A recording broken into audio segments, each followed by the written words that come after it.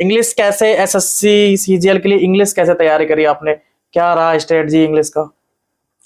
English कैसे तैयार की, शायद इससे ज्यादा जरूरी ये है कि आपको कैसे तैयार करनी है। क्योंकि मेरे पास गाइडेंस ज्यादा थी नहीं तो प्रॉब्लम्स आती ही थी, बहुत ज्यादा प्रॉब्लम्स आई।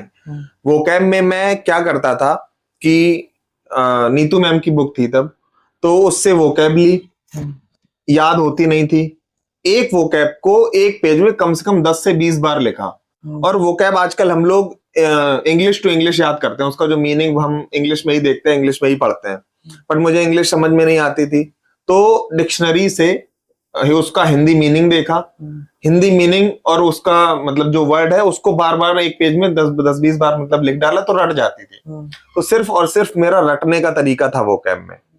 और ग्रामर के लिए नीतू मैम की बुक थी, उसको जाने कितनी बार पढ़ा होगा, कम से कम 20 बार पढ़ा होगा।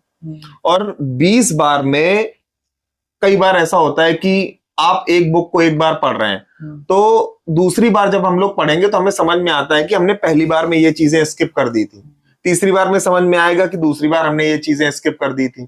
तो जितनी बार पढ़ते चले जाएंगे उतनी बार नई नई चीजें सीखने को मिलेंगी।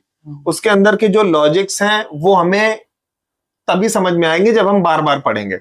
अब जैसे उस बुक में एक मुझे लाइन अभी भी याद है, name, elect, think, consider, call, appoint, make, choose, इनके बाद एज नहीं लगता है। और अभी तक मुझे याद है, मतलब मैंने 2020 का सीजीएल दिया था तो इस तरीके से मैंने उसको रट डाला था। और ये वर्ड्स के बाद एज नहीं लगता है, ये शायद आप इन वर्ड्स को रटने के बाद क्वेश्चन को सही ना कर पाए।